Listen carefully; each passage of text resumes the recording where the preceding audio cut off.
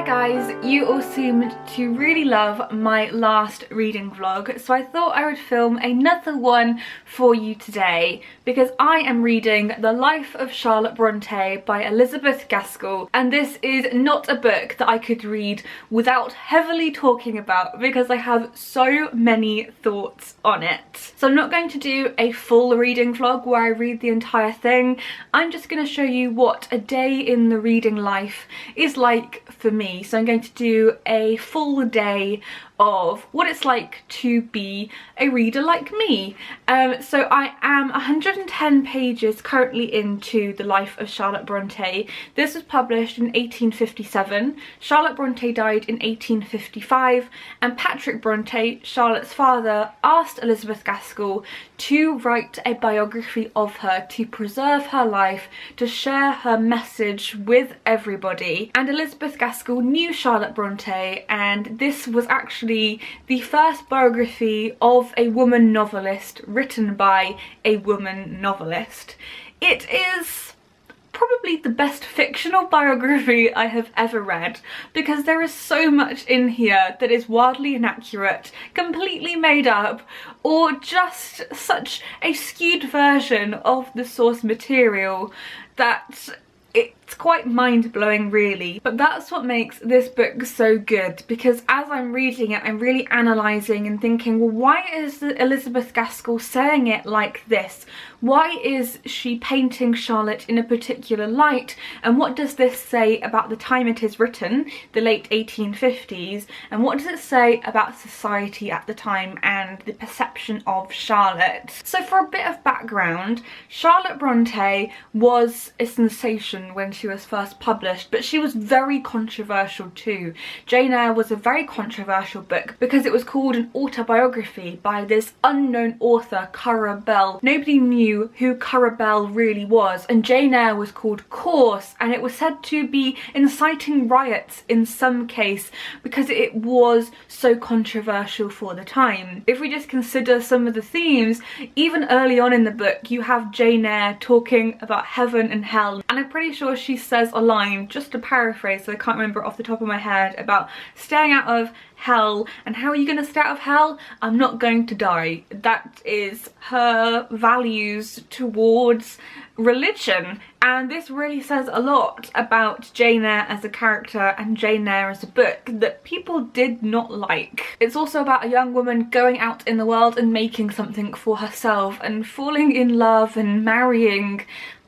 I mean, marrying is a loose sense of the word because there's a lot that goes on towards that marriage, but she is involved with her employer and she is commenting on being a governess in this fancy house, and people thought that this was just revealing too much. It caused such a lot of conversation, and at the centre of this was, who is Currer Bell really? So when Charlotte's identity came out, The Life of Charlotte Brontë was really a way of consolidating our knowledge of Charlotte and painting her in a light that would explain her coarse language in Jane Eyre, that would explain the way that she wrote women in a way that women weren't supposed to be written about. So this really is a piece of early propaganda, and I think it's really interesting. So I am just over 100 pages in, and I think one of the most interesting aspects of it for me that I don't necessarily agree with, but I think that it's interesting to see how Elizabeth Gaskell has written it, is that the first few chapters are dedicated to setting the scene. They look at Haworth, where the Brontes grew up, they look at the surrounding Yorkshire countryside and towns and cities, and Elizabeth Gaskell is pushing this image that Haworth is this remote setting that nobody can get in and out of, nobody ever goes there, nobody ever gets out. The local people are all like Joseph from Wuthering Heights, they all talk in that manner, they are all very aloof, they don't like outsiders, but they don't really fit into society either, and they certainly don't fit into the southern image of what society should look like. And alongside this you have this, I suppose what we would call in a modern setting, poverty porn.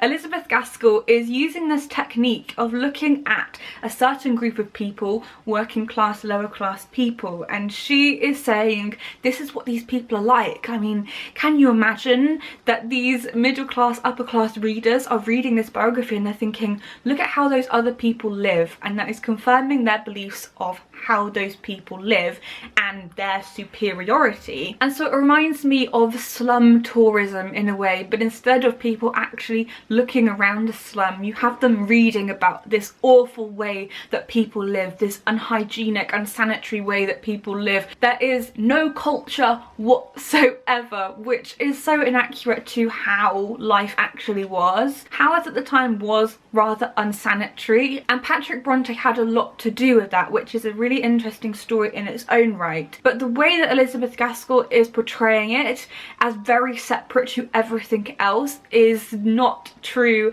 at all. It was definitely not as uncultured as she is portraying, and every area of the country would include elements that were around at the time and that Elizabeth Gaskell is portraying, but not to the extreme that Elizabeth Gaskell is talking about.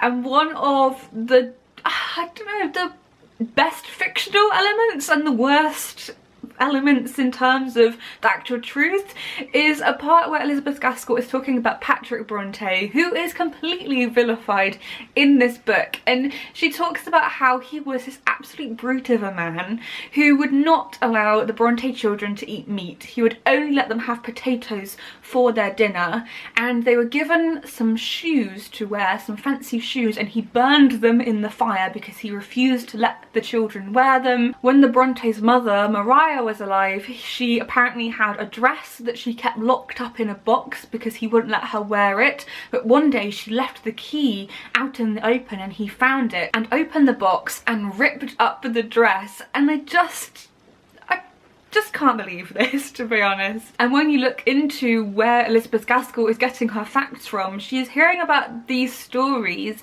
from a nurse that looked after Maria Bronte and was sacked because she was not good at her job. So somebody obviously bore a grudge. So I can't love this book for what it says about the Brontes, but I also really love this book, and there are certain gems in there that I really like.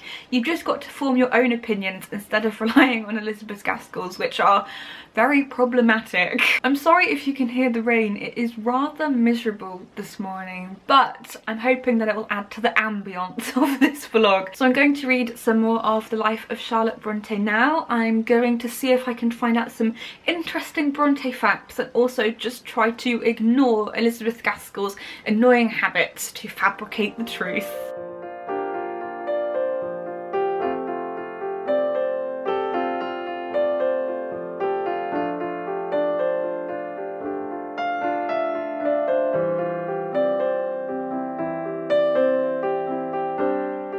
So I have reached page 150 of the life of Charlotte Bronte. It's been quite an emotional section really, because it's dealing a lot with Charlotte's teenage years and growing up, and there's a lot in there that just gave me so much pause for thought. So I wanted to talk a little bit about my feelings towards Charlotte as I'm reading this, because I've spoken about my feelings for Elizabeth Gaskell. Now I want to talk a bit about the heroine of the moment, Charlotte herself, who I love. But I feel like Charlotte these days has got quite a weird reputation. I'm not going to say a bad or a negative reputation because I don't think that by any means, but what I mean is that I feel like in recent years, as opposed to when or just after Charlotte was alive, Charlotte was the most popular of the sisters and the most well known. Now I feel like people are focusing on Emily more, and they're also focusing on Anne, because Anne is a sister who has often been pushed to the side and hasn't been fairly recognised for her absolute genius. I mean, anyone who's read The Tenant of Wildfell Hall and even Agnes Grey can acknowledge that Anne really truly was a genius. But I do feel like because of all of this going on and this new conversation now, that the way that we view Charlotte has changed as well. So I suppose what I mean by this is that Charlotte, in her lifetime, after Anne's death, prohibited the publication of The Tenant of Wildfell Hall, and it was a long time after Charlotte's death that The Tenant of Wildfell Hall started gaining traction again. Charlotte was, I think, trying to do the same thing as Elizabeth Gaskell is doing in this book. Charlotte wanted to preserve the reputations of her sisters, and that meant creating the Bronte myth. By the way, have you ever noticed how weird I say create? Because I always say curate, and it's never until I edit these videos that I realise how weirdly I say it, but that's by the by. And so Charlotte created this Bronte myth in order to preserve their reputations, to paint them in a certain light that wouldn't reflect on them, because to be fair, they have just died. And people, I mean, if your sibling has just died, you don't really want people speculating on them and questioning their reputation. I wouldn't be happy with that if that was my sibling. And that's a lens I often don't see people talking through. I often see people talking about Charlotte as destroying Emily's manuscript, as her destroying lots of the things that we could have had, a lot of their material. We talk about Charlotte doing sometimes evil things, it seems, but actually I kind of see Charlotte as this grief-stricken woman who, I mean, is it any wonder she acted as she did? And we don't really know for sure if Charlotte destroyed Emily's second manuscript and she did all these things, but I suppose what I'm trying to say is that in talking about Charlotte and Anne as well, I don't want to forget Charlotte, and I have been trying to explore her more myself. One of the reasons that I love Villette as a book, and somewhat in Jane Eyre too, but I think mostly this features in Villette, is that it talks about psychology and mental health before that was really a thing, and that is something that pops up in the life of Charlotte Bronte a lot. Elizabeth Gaskell incorporates a lot of Charlotte's letters, and she features anecdotes from Charlotte's friends, particularly Ellen Nussey and Mary Taylor. And there's a section in volume 1 chapter 8 where Charlotte is talking about her mental health and talking about these peculiar habits and feelings of hers. She says, "I have some qualities that make me very miserable, some feelings that you can have no participation in, that very few people in the world can at all understand. I don't pride myself on these peculiarities. I strive to conceal and suppress them as much as I can, but they burst out sometimes, and then those who see the explosion despise me, and I hate myself for days afterwards." Later on, she then goes to echo the same sentiments. "I know these feelings are absurd, and therefore I try to hide them, but they only sting the deeper for concealment." This to me sounds very much like masking. She is recognising what is normal and what is not a normal way to act, and she's suppressing these feelings deep inside of herself because she doesn't think that it is acceptable to show them, but she's doing that to the detriment of her own mental health. And Elizabeth Gaskell is very quick to remind the reader that it is because of the damp air and the environment she is in. It's because of some physical ailment, because there cannot be any hint that there was anything wrong up here, because that is not the image that Elizabeth Gaskell is trying to portray. But I think when we really think about Charlotte's words, even when she was 18, 19, 20, there was a lot going on in her head, a lot of inner turmoil, religious turmoil in some cases, things that she's not sure about to do with her deep beliefs. She has a lot of conflict and she spends a lot of time moving about. She is in some cases considered a hypochondriac. She seems to be overly concerned about Anne's health in one instance in the book because she's seen her two oldest sisters die, and she is now the oldest sister in the family, and yet at one point she was the middle child. Like I said, I love Villette because I think that you can see Lucy Snow, the heroine's mental health too, and I think you can chart that journey as it grows worse and worse throughout the book, and as she explores these facets of her personality and mind that aren't really considered in a lot of Victorian fiction. And it was a big thing in the early 1800s that women could go insane just from reading too many novels. This is the century that we are living in which mental health is not a thing. This is before Sigmund Freud really brings this to attention. This is a time when physiognomy is a big thing, how people's literal features are and what that says about them and their state of mind and their being. So I'm fascinated by this insight into Charlotte's mind, but also how Elizabeth Gaskell is commenting on that, and how Elizabeth Gaskell is presenting this source material, Charlotte's actual words, her actual letters, but sometimes takes things out of the letter, sometimes skews things in her own narration of what Charlotte is saying, so that it doesn't reflect too badly on her. I'm still undecided what I think about this book and what I think it says about Elizabeth Gaskell. I love Elizabeth Gaskell's books, but after reading this and as I'm reading it, I'm really considering how it must have been, one, for her to write it because Charlotte was her friend, but also I'm kind of angry at her because I just think some of it's unnecessary, and yet I can see why she thought it might have been necessary. It's a very confusing book, but ultimately Elizabeth Gaskell's writing is amazing and the way that she weaves this story is incredible, but it is partly a story, and I think you have to consider it like a feature film, a biography told in a film where you can only include so much because it might be an hour and a half long. This is the Victorian equivalent of that, and so you can't say what somebody was feeling. You can present a letter, but that doesn't show you the whole truth. And also you always have to keep in mind who was reading it and how a book is written to suit its audience. So I'm going to have a reading evening now, which I'm really looking forward to. I love these evenings reading. I don't have any more work to do. I've done all my work for the day. I've edited my podcast, which I do with my friend Lauren James. It's called Dog-Eared Pages, and we've got a few episodes up now, so I'll leave a link in the description if you want to listen. I've also edited another video for the weekend, which I'm really pleased about, and so now I've got the freedom to read, which will be marvellous.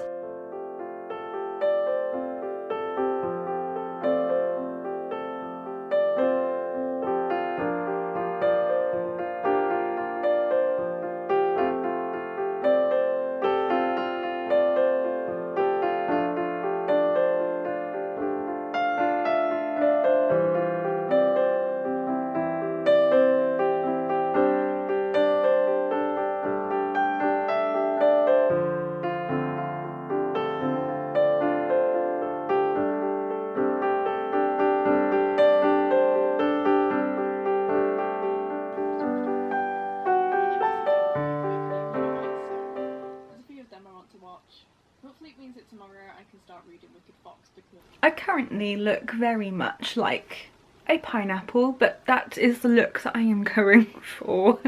I am just reading some more now of The Life of Charlotte Bronte. The next time I update you, I won't be at the end of the book, but I'll be at the end of my reading vlog and the end of my reading for today.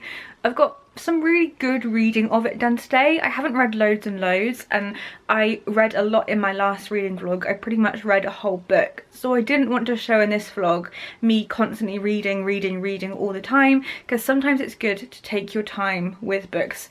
Just beginning to realise how absolutely ridiculous this looks, but it's how I'm comfortable. I feel like the reading I've done today has been very meaningful, and I've got through lots of really lovely sections of the book where not always lovely things have been happening, but I found some really interesting, fascinating things. I've really developed my opinion more of Charlotte and of the book, and I feel like it's been a productive reading session, which has been nice. I'm also wearing my Charlotte Bronte earrings, which I got from Etsy. You can't see them very well, just constantly representing the Brontes. My mum did tell me today that I looked like a 1940s school teacher in this blouse and this skirt, which is constantly the vibe that I'm going for, to be honest. I mean, that is the dream, right? I've just been watching some YouTube videos and just chilling slightly. The rest of the week I'm going to be doing lots of work, but I got all my work done for today, so this evening is just for reading, and then the rest of the week will be writing and all that kind of stuff. So I've been watching some YouTube. I really love Ashley from Frolic Through Fiction's videos. I love her reading vlogs and pretty much drop everything I'm doing as soon as she posts a new one. So I'd highly recommend checking out her channel and her reading vlogs. She reads some like ancient classics and is really interested in Greek mythology. She also reads lots of fantasy, which I don't read, so I like hearing about what kind of fantasy books are about. I just love her vlogs and I find them really good to watch when I'm doing something else. I'll watch them when I've got a minute, or I'm eating my tea or eating my breakfast or something like that. So she is one of my favourite booktubers of the moment. Time for more Charlotte Bronte.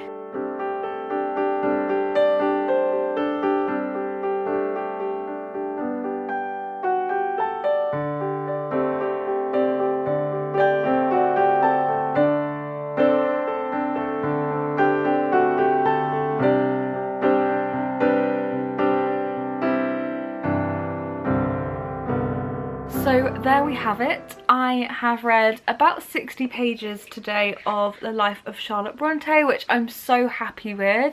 I feel like I've got a really good grasp of this book now because I already know a lot of the history behind it. So it's really just the way that Elizabeth Gaskell is telling the story. I really love this book in this kind of weird way. I love it because there are some lovely stories in here and lovely glimpses into Charlotte. Do I think that Elizabeth Gaskell is always the one offering those glimpses? No, I think that the best parts are Charlotte's letters, hearing about Charlotte through her own words. But honestly speaking, I am really enjoying this, which I am surprised about. I'm surprised because the inaccuracies do irritate me, and there are things that I wish that Elizabeth Gaskell hadn't written, and I wish that she'd written it in a different way, but I realise why she didn't. I understand her thinking even if I don't agree with it, and that's what makes this such an interesting read, because there are so many different layers to it. You aren't just reading about Charlotte. Because you are reading about Charlotte, you're also reading about Elizabeth Gaskell and what she thinks about things. And so it is a book of many layers, many hidden layers. And I would recommend it. If you love the Brontes, then I think that this is a book you definitely should read. Do I think that you should consider it the literal word of the Brontes' lives? No. I also don't think there's enough of a focus on Emily or Anne. So if you're looking for a life of all of the sisters, and if you're looking for anything on Branwell, then this isn't the place to start. There is literally nothing on Branwell in the first half, and it's like he doesn't exist apart from a few references. So I don't think this is a well-rounded history of their lives. But if you are looking for a well-rounded book, then I would recommend The Brontes by Juliette Barker, which is basically the Bronte Bible, and I love this book so much.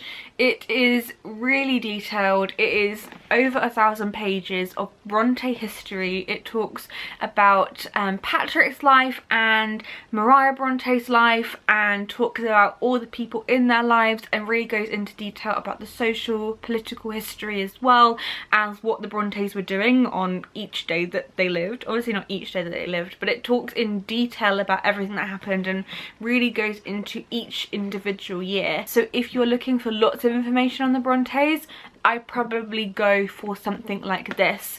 But as a work in its own right, I think that the life of Charlotte Bronte is deserving of a classic status. I think it is such an iconic book for so many reasons, and I really hope that my video has encouraged you to pick it up. I'm pretty sure this is going to be a seriously lengthy video, and I'm sorry about that. I am just very enthusiastic when it comes to anything Bronte related. I'm sure you have discovered by now, but I really hope that you enjoyed this reading vlog and a glimpse into the life of what I get read in a day. Not every day is like this, obviously. I've had a lot more time today because I haven't been writing, and I'm not writing at the moment whilst I'm waiting on my edits back, so I get more read in times like this, and other times I get a lot less read. So I'd love to know your thoughts on anything that I have discussed in this video, and whether you have read the life of Charlotte Bronte, and I will see you guys